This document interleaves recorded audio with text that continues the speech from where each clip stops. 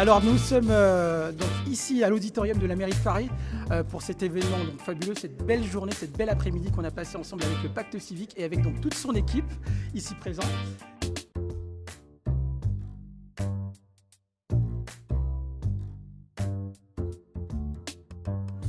Voilà, alors moi je voudrais faire d'abord le premier message, c'est un message de remerciement à tous les bénévoles qui sont impliqués dans l'organisation de cette journée. C'est un travail qui est considérable, à la fois de réflexion, de production de textes, d'organisation de documents, d'animation, de logistique. Dès 8 heures du matin, Rosalie était, alors qu'elle était ici, alors qu'elle vient de loin. Il y a derrière ça un enthousiasme. Et voilà, moi je crois que pour changer la société, il faut de l'enthousiasme. Et je le sens dans le pacte civique. Et c'est important. Et pour avoir cet enthousiasme, je crois qu'il faut... c'est parce que nous avons des engagements partagés. Et dans la journée, il y a eu un espace ce matin où on a eu des débats assez intéressants et sur lesquels il faut qu'on rebondisse pour que le pacte civique s'applique à lui-même ce qu'il préconise pour transformer la société. Donc c'est ça qui est intéressant. L'idée que nous sommes des gens de culture, d'origine, d'opinions différentes, et que dans le débat, et en organisant le débat, alors on peut le faire sûrement mieux au pacte civique qu'on ne le fait, on arrive à progresser tous ensemble. Donc ça, c'est un message, je trouve, d'espoir, d'optimisme pour le devenir du pacte civique, parce que s'il arrive à s'appliquer à lui-même cela, il sera d'autant plus fort dans la transformation de la société qu'il souhaite.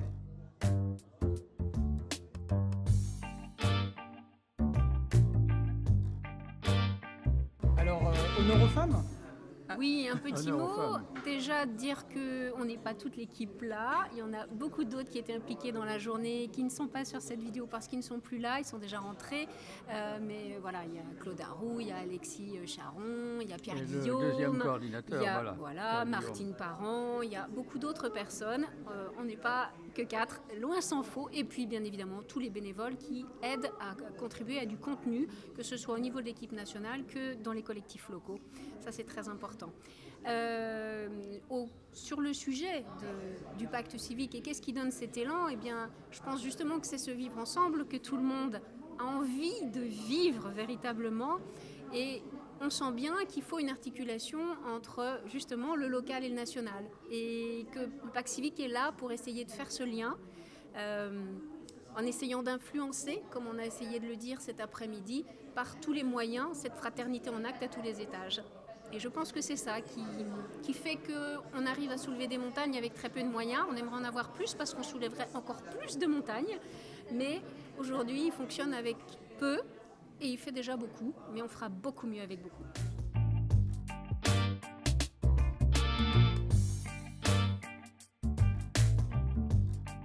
Alors je suis arrivée tôt, on a dû commencer pour s'organiser, donc à préparer tout ce qu'il fallait, le buffet, l'auditorium, la disposition, préparer les dossiers. Donc j'ai pas vraiment eu, même cet après-midi, le temps d'assister suffisamment au colloque. Et il y avait salle pleine, donc il y avait plus de place. Bravo d'ailleurs. Mais voilà, justement, ce que j'ai remarqué, ce qui me soulage, c'est de voir cette forte mobilisation. Il y a quand même énormément de gens qui sont venus alors qu'on ne s'attendait pas à autant. Enfin, en tous les cas, on n'en espérait pas tant, mais on est ravis de voir qu'il y avait autant de monde. Il y a même des gens qui sont venus me voir et qui m'ont demandé où est-ce qu'ils pouvaient s'asseoir parce qu'il n'y avait plus de place. Donc c'est très rassurant pour l'avenir du pacte civique. J'en suis ravie. Fantastique. Alors on termine par le plus jeune, qui vient juste de commencer d'ailleurs au pacte civique. Alors un message par rapport à cette journée fantastique. Vous savez, le pacte civique, c'est une démarche assez originale parce que c'est une démarche de prise de conscience de toutes les difficultés de notre société.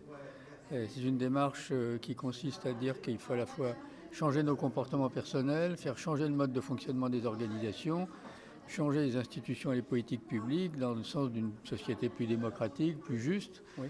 On a donc un message qui est de venir nous rejoindre pour nous mobiliser dans cette direction, parce que nous ne cherchons pas à prendre le pouvoir, nous cherchons à influencer les choses, à penser juste, à évaluer les politiques, Donc on a un rôle qui est un peu novateur, si vous voulez, par rapport à tout ce qui se fait. On n'est ni un lobby, ni un parti politique, on est quelque chose Sincère. d'un nouvel instrument politique, je pense, oui, fondé sur la sincérité, l'authenticité, la recherche de la vérité, d'une manière assez désintéressée. Il y a pas on ne vient pas là pour se faire élire ou pour...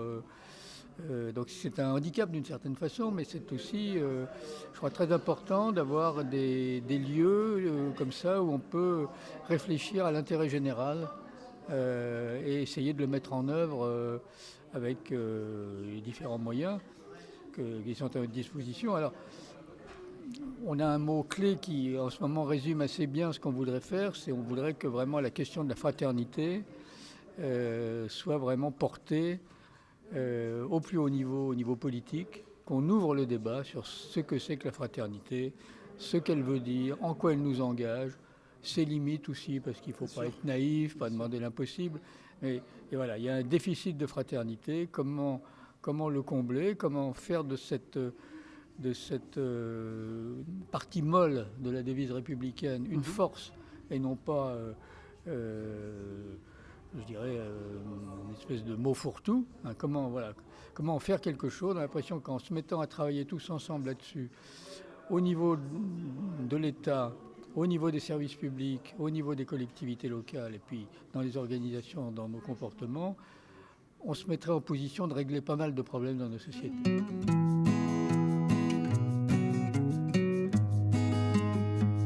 Moi, je crois qu'il y a deux choses qui peuvent intéresser la jeunesse. C'est l'engagement.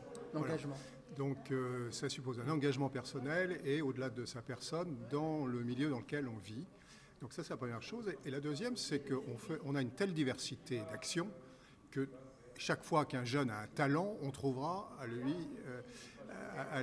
faire rencontrer quelqu'un qui a un projet qu'il peut partager avec lui. Je pense que ça fait une super belle conclusion. Les jeunes, il y a juste à venir. Merci.